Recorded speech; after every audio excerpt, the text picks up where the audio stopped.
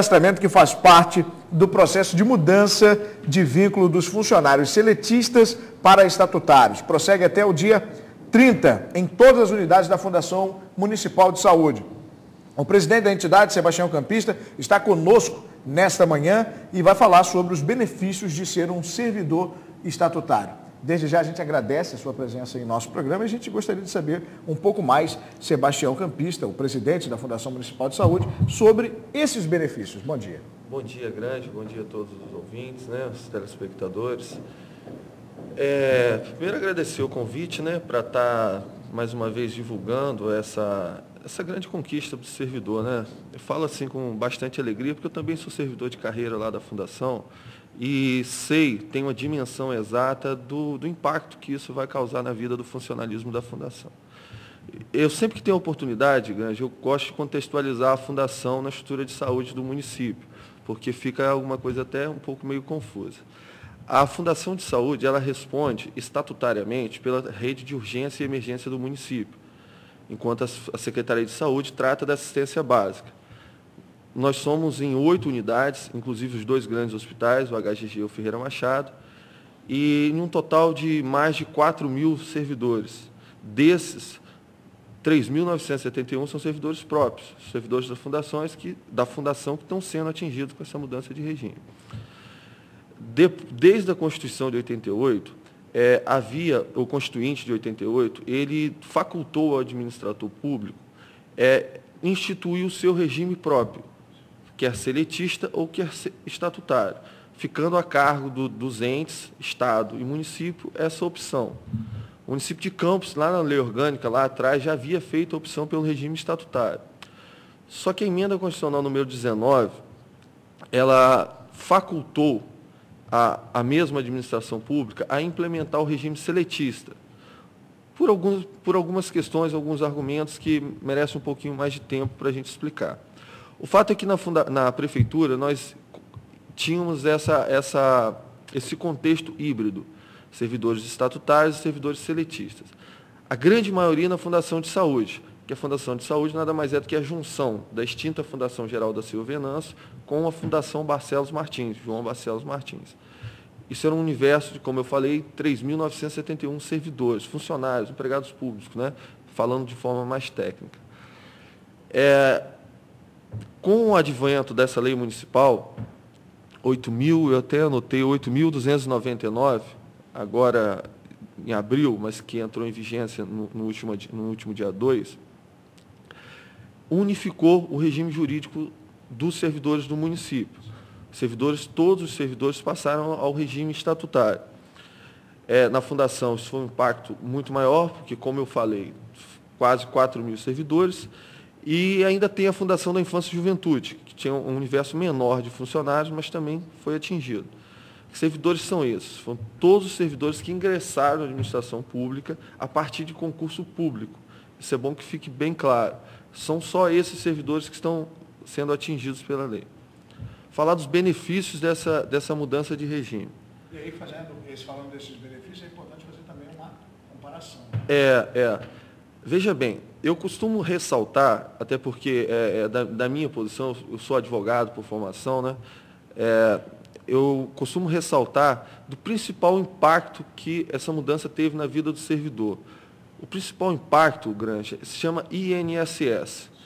O relacionamento do empregado público da Fundação, antes da lei, era com o INSS em caso de benefício, em caso de licença médica, em caso de auxílio-doença, tecnicamente falando. Esse relacionamento passa a ser com a Prev Campos, que é um relacionamento muito mais flexível, e muito mais real. Tanto a CLT, que nos regia, quanto a legislação do INSS, são legislações arcaicas, que elas não se aplicam de forma muito adequada à administração pública como um todo.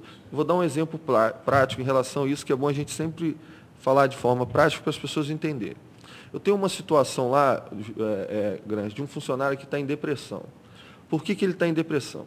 Ele já tinha um vínculo, ele trabalhava na iniciativa privada, não sei se era na Santa Casa, na Beneficência, e tinha uma aposentadoria por lá. Aposentadoria de 600 e poucos reais, 620 reais. e trabalhava na fundação normalmente. Chegou em fevereiro, ele teve que ser aposentado compulsoriamente, ou seja, 70 anos, teve que ser aposentado. Como o INSS não reconhece esse duplo vínculo, que a Constituição, que o Constituinte reconhece, os profissionais da área de saúde, os professores, terem a opção de ter duplo vínculo na administração, o INSS não reconhece isso, ele não concede mais de um benefício para a mesma pessoa, esse servidor teve seus R$2.000 e poucos de salário totalmente ceifados. Um servidor que vivia com uma renda de aproximadamente 3.000 está vivendo agora com 620. Se isso acontece hoje, ele estaria vivendo com R$2.600, porque o município, através da Prev Campos, vai reconhecer esse duplo vínculo. Esse relacionamento com a Prev Campos e não mais com o INSS, não tenha dúvida que é o impacto mais significativo. Ainda nessa questão do INSS, o INSS tem uma coisa que você sabe muito bem, Grande, que se chama fator previdenciário. Você contribui durante toda a sua vida em cima de um valor, e quando você vai receber, através desse fator previdenciário e aquele cálculo que é feito no INSS, o teu salário cai vertiginosamente, falando de forma bastante objetiva. Tenho também uma funcionária que era técnico de enfermagem, que também recebia por volta de 2.000, 2.000 e pouco, e a situação dela é um pouco mais dramática, né? Ela foi ao INSS, a aposentadoria dela veio para R$620, de 2.000 e pouco. Ela tinha 3 consignados em folha. Né? Você imagina a vida da servidora que está ganhando R$100 por mês. Então, esse é o impacto mais significativo. Esse relacionamento que era com o INSS, que passa a ser com a Caixa de Assistência para o município. Uma seguridade social, quer dizer, uma segurança a esse funcionário. A esse funcionário. Tem medo de aposentar nessa situação. Isso. Né? E, acima de tudo, uma segurança justa, né, Grande? Porque você, na verdade, você vai aposentar com aquilo que você contribui, com aquilo que você ganha hoje. Então, isso é muito importante. Outro benefício, assim, chegou de forma muito impactante, é que a gente era tratado, a nossa vida funcional era conduzida a partir da CLT, que é uma legislação extremamente arcaica, ela é de 1943. Dá para imaginar a dificuldade de você tratar o funcionalismo, realidades, contextos totalmente diferentes, e a gente tinha muita dificuldade.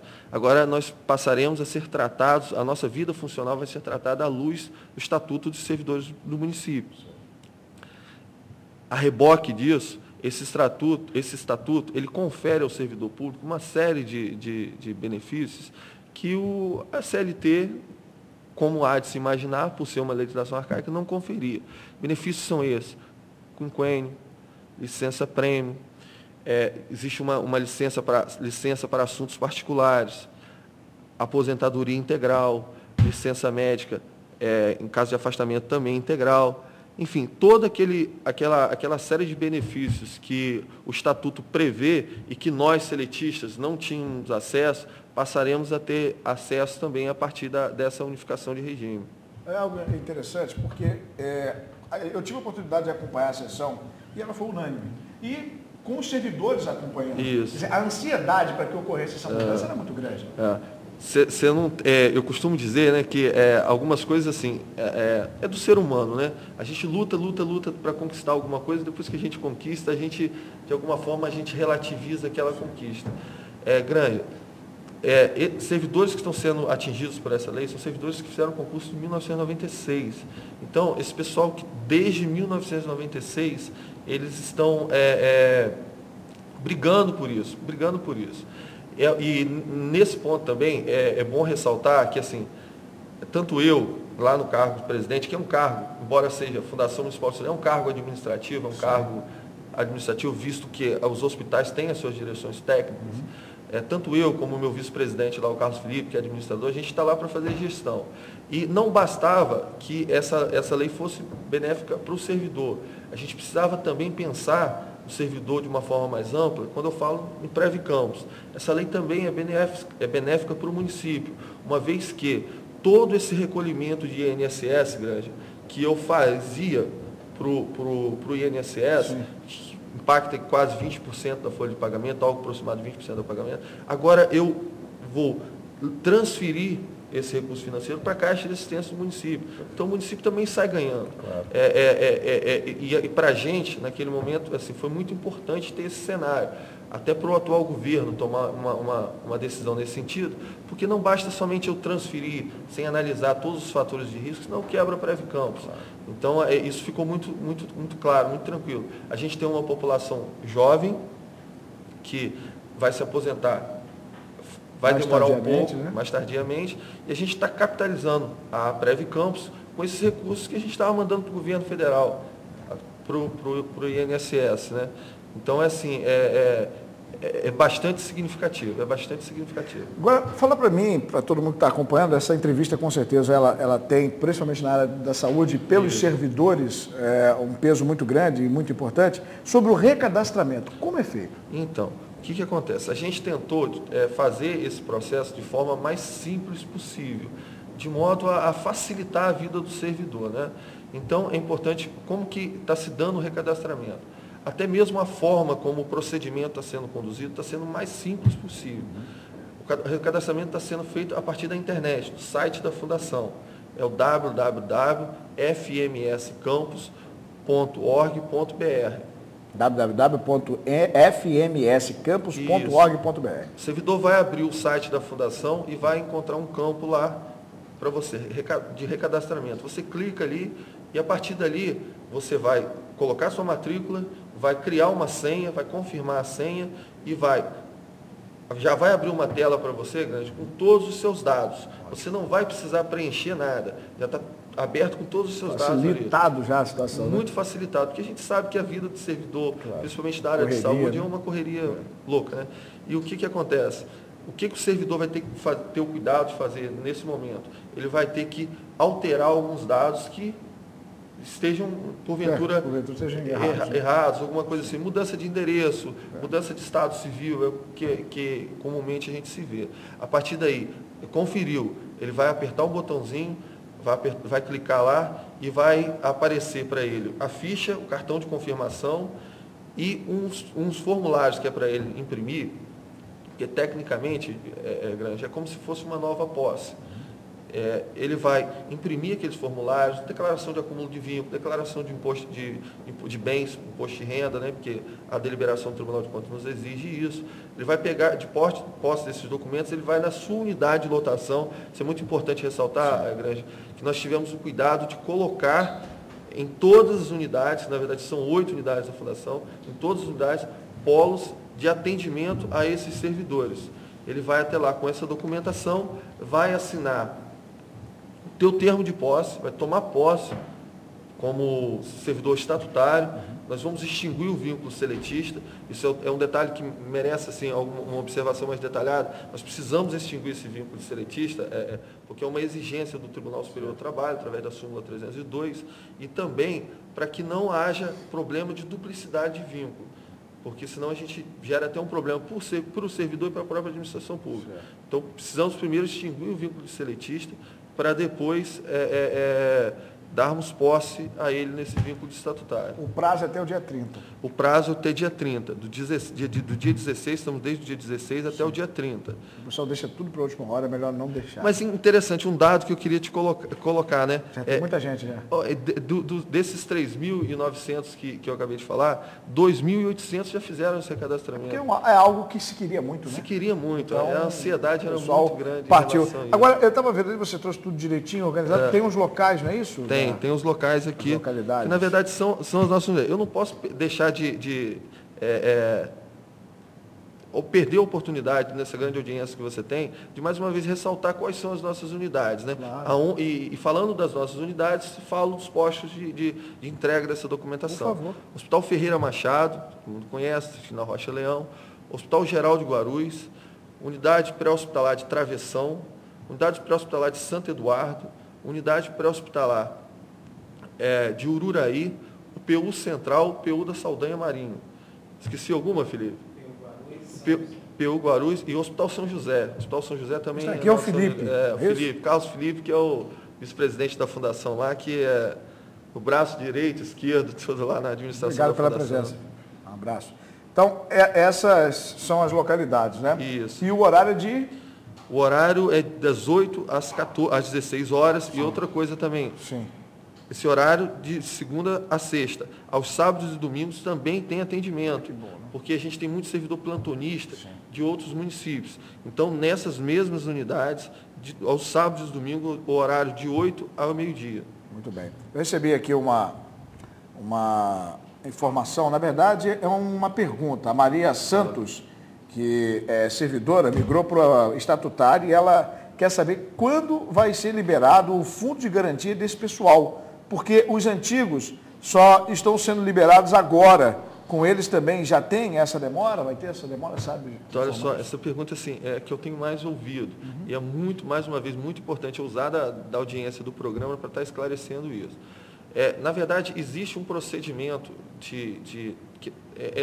tem sempre que contextualizar. Lá em 88, Grande, houve também isso. A administração fez essa mudança de regime, mas era uma mudança de regime imposta pela Constituição, que a Constituição, lá no ato das disposições constitucionais transitórias, ela determinou que logo após a Constituição, muitos daqueles servidores admitidos sem concurso, eles teriam a opção de optar, com perdão do pleonasmo, claro, tá? Claro. Eles teriam a opção de optar pelo regime estatutário ou ficar no regime seletista recebendo o FGTS. Muitos desses servidores não optaram pelo regime estatutário e ficaram no regime seletista com esse FGTS. Essa é uma questão que está sendo tratada pela Secretaria de Planejamento. Não é a nossa questão aqui. A nossa questão aqui esses servidores atingidos, servidores que ingressaram na administração pública em 96, 2001 e 2007, foram esses 3 concursos que recrutaram o pessoal para a Fundação de Saúde. Esses servidores que ingressaram através de concurso, que estão sendo transformados, esses 3.971 servidores. Não sei se é o caso dela. Nesse caso específico desses servidores, existe uma pergunta assim: com a mudança de regime, o meu vínculo seletista está extinto. Logo, eu terei direito ao saque do FGTS? Isso é muito bom que seja esclarecido. Sim. O gerenciamento dos valores depositados na conta vinculada ao FGTS é de competência da Caixa Econômica Federal. A Caixa Econômica Federal, através da lei, salvo engano, 8.033 de 90, no artigo 20, ela diz as hipóteses em que o saque é permitido. Nessas hipóteses, Grande, não consta lá mudança de regime.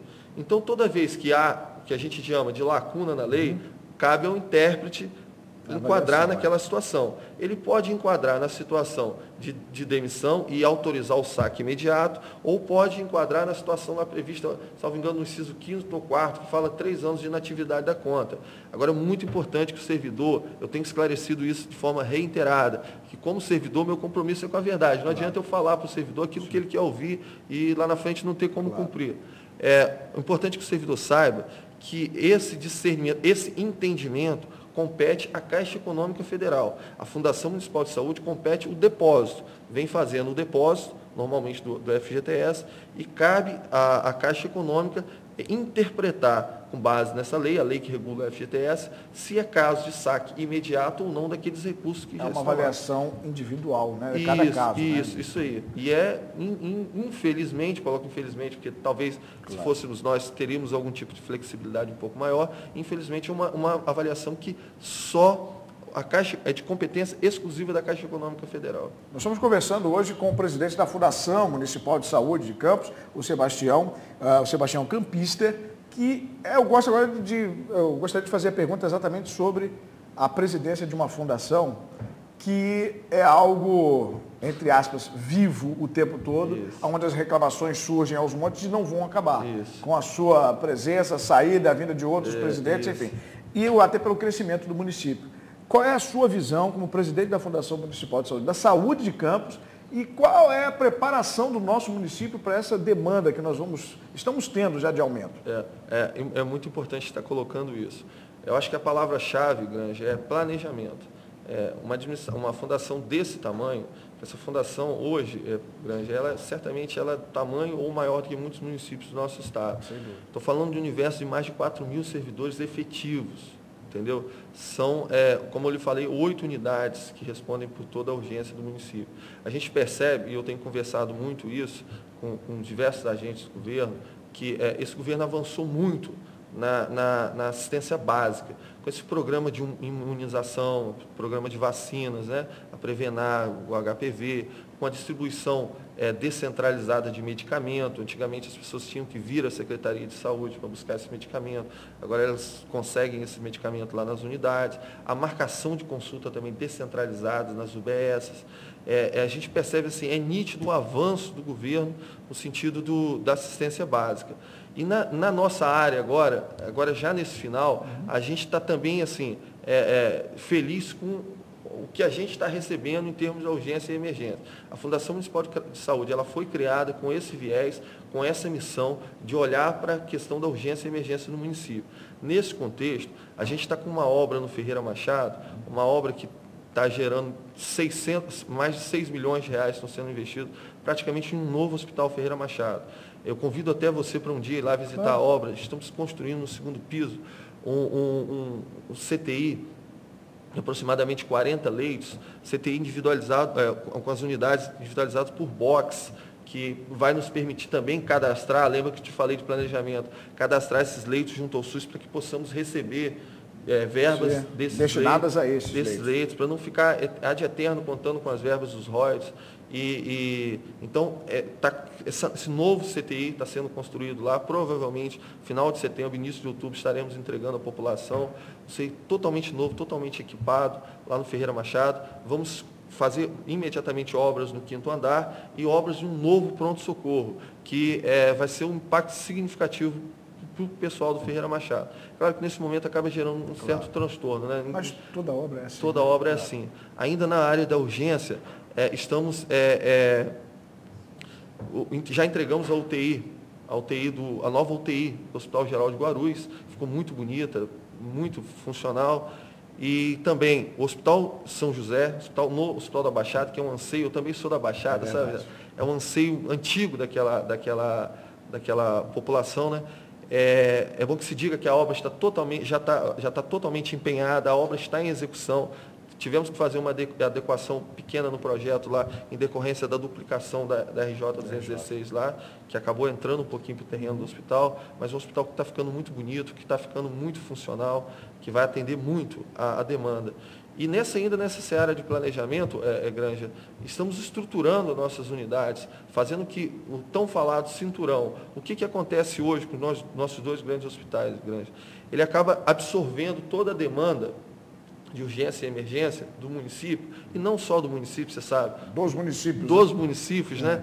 É assunto para uma outra discussão, assunto muito longo, né? Mas dos outros municípios, e de alguma forma, muitos casos que não precisariam chegar no Ferreira Machado ou no HGG, poderiam ser atendidos por essas unidades pré-hospitalares, os PUs, essa questão toda. Então, a gente está estruturando essas unidades e o ponto de partida está sendo o novo Hospital de Travessão, que é um hospital que está nascendo, deve ser licitado nos próximos dias, que está nascendo dentro de uma concepção do Ministério da Saúde para atendimento pré-hospitalar de urgência e emergência, todo estruturado para isso, com condições, com laboratório, com raio-x, que não basta colocar o médico lá, tem que colocar o médico, mas tem que dar uma estrutura a ele, né? Para que essas unidades pré-hospitalares façam esse papel de reter esses casos de urgência e emergência, que não precisariam estar nos 2 hospitais, no Ferreira Machado e no HGG, para que desafoguem um pouquinho também a demanda dessas unidades. Então, de forma objetiva e sintética, o que eu posso dizer é o seguinte: avançamos muito na assistência básica, mas muito mesmo. E agora estamos avançando significativamente na questão da urgência e emergência, né? Não posso esquecer também de falar do emergência em casa, né? Que está em um contexto de urgência e emergência, e que quantas e quantas vidas foram salvas por esse programa, né? O Emergência em Casa. O Hospital São José, Granja, é bom que se diga, a Prefeitura está investindo lá naquele hospital também um valor superior a 6 milhões de reais. É um hospital totalmente novo. Não vai se aproveitar praticamente nada daquela estrutura antiga. É um hospital totalmente novo. Então, isso é importante. Quando você fala do Emergência em Casa, pelo menos ao meu modo de ver, quando eu passo lá na pecuária e vejo que está a ambulância do Emergência em Casa, no posto de Anuábido ali, parado, e a expectativa, e eu já vi vários atendimentos ocorrerem, e você vai para casa, claro, gente, guardando-se as proporções, mas é como se você pudesse, de certa forma, dar um plano de saúde à Isso, população. Né? Isso. É uma seguridade de você passou mal, vai vir alguém te ajudar. Né? Isso. Na verdade, a gente assim, é do ser humano, né? Questionar, reclamar sempre, tá procurando o melhor para nós.